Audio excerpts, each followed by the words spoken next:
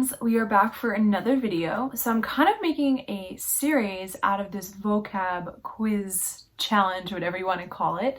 I am blessed to have friends who speak Spanish at home. They grew up speaking Spanish, and I'm just reaching out to them and I'm asking them if they can send me lists of words so I can kind of do reaction videos for you and you can take the quiz at home or if we do it in class together.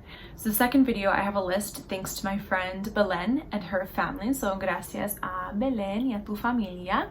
Muchas gracias. They sent a list of idiomatic phrases. So idiomatic phrases are things that just don't make sense when you translate them into other languages. It's like expressions. Let me think of a good one, like raining cats and dogs. It's not literally raining cats and dogs, but if I said that in the US, you'd know what I meant. Like, it's raining a ton outside. She sent a list of these just in Spanish. I wouldn't say particular to any Hispanic culture, because she and her family are, their heritage is from Spain.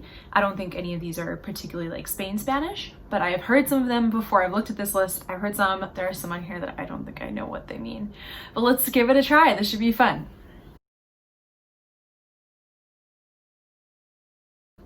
Okay, so unfortunately I saw the answer to number one, but I did know number one.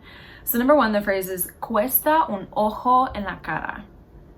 Cuesta un ojo en la cara.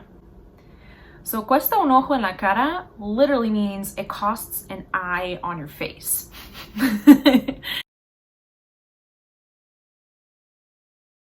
And our idiomatic phrase for that, it would translate like it costs an arm and a leg. Like, it's really expensive, really expensive. So number two, she put está lloviendo cántaros or está lloviendo a cántaros. I just looked it up because I wanted to make sure the accent was in the right place.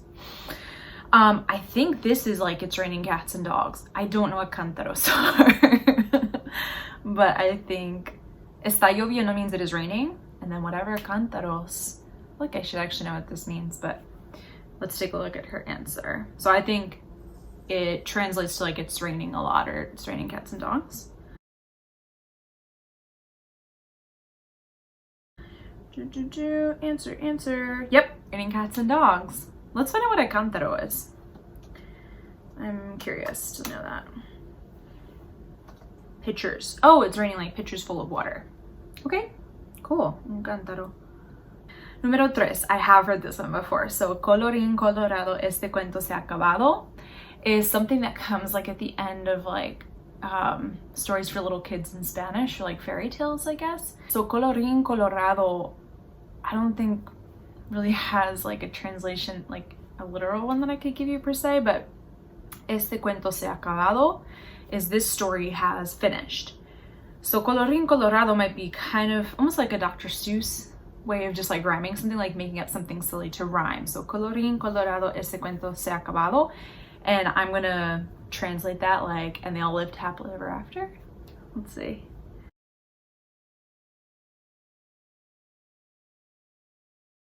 Número tres. Yeah, you say this when you finish reading a book. Yes, that's so cute. I've heard that before. Número cuatro. Pasa, pasa, culito de rana, si no pasa hoy, pasará mañana. This, I think, is like a Spanish superstition about when you're sick.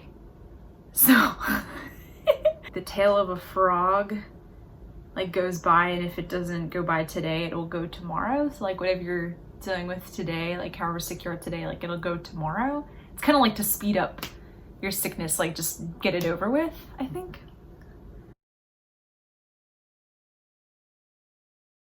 Oh, cute. So she said after someone gets a boo-boo, you say this. So if like you're a little kid and you get hurt, like, oh, it's okay, like kiss it, it'll get better kind of thing. All right. These are fun. Cinco. En boca cerrada no entran moscas. So this literally means flies don't enter a closed mouth. So I'm going to guess this has to do with gossip. Like, en boca cerrada no entran moscas. Like, do not gossip. There's probably a phrase that we have for that too. Stay silent. Stay silent. Okay. I don't know the context, but just better not to talk, I guess.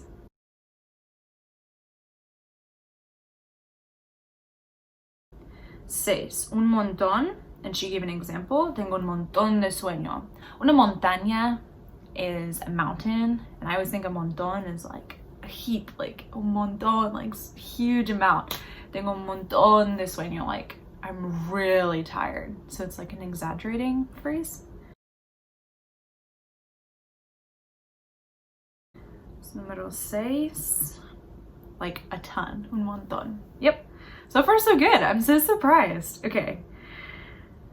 7, no pegar ojo.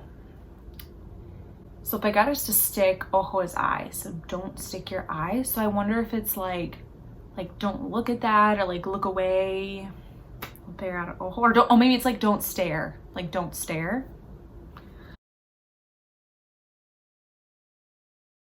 This might be my downfall here, number 7. Oh, I did know this. It's not what I thought at all. Didn't sleep a wink. Didn't sleep a wink. No pegar ojo. No pegué ojo en toda la noche. I didn't sleep a wink at all last night. Okay, fine. Some 6 or 7. 8. Vete a freír huevos. I feel like this is telling someone off. Like, vete a freír huevos. Like, go fry eggs. No. That's my impression of this. Or like, go find something to do. I don't know.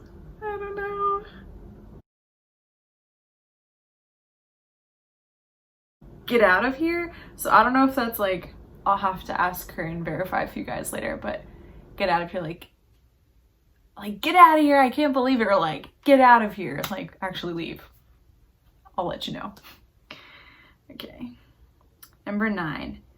I feel like I have heard this before. I just can't remember what it means.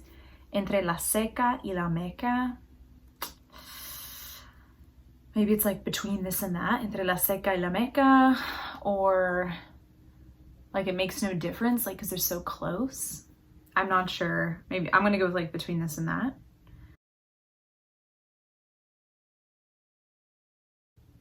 Oh, wow, kind of, yeah. Kind of. Between a rock and a hard place. So when you're in a tough situation, between a rock and a hard place. Entre la seca y la meca. 10. Es chupado. Un chupetín, I think, is like a lollipop. Lollipop. Paleta. Chupetín.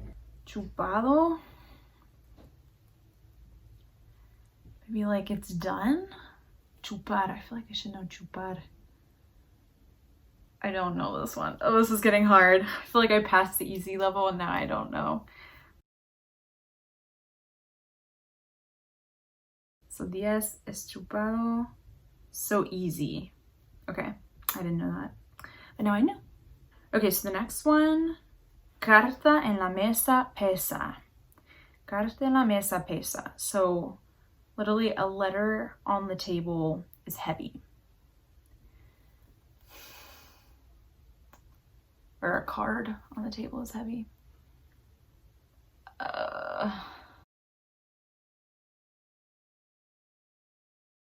Once you've played your hand, you can't change it. Oh, okay, so like cards. Una carta en la mesa pesa. So once you played your hand, you can't change it. Like you can't go back on something you've done. Okay, interesting. I have heard this one. A lo hecho pecho. A lo hecho pecho. How would you say this? Like I get what it means, but I can't translate this well. Like what is done, like pecho's chest. So pecho would be like a lo hecho pecho, like get to work, like let's do it, like face things head on, kind of. I don't know. The past is the past. What's happened is done. Okay, a lo hecho, like what's done. Yeah, a lo hecho is what is done. Pecho. You have to like stand up to what is already done. Like, yeah, you did that and that's it. A lo hecho pecho. Interesting. Más solo que el uno. So more alone than the one. I don't know. It's really sad. Very lonely. Oh, okay. That's just really sad. It is what it is. Como pan comido. Like eaten bread. Like bread that has been eaten. like picked over maybe, like it's already been picked over. Really easy to do like a piece of cake. Ah, okay. Como pan comido. Piece of cake. Hablar por los codos. Okay. I feel like I've heard this too. Hablar is to speak. Por los codos would be by your elbows. To speak through your elbows. So maybe it's like hablar por los codos. Hablar por los codos. Maybe it's like to speak or say something indirectly, like you're not being direct. Y habla por los codos.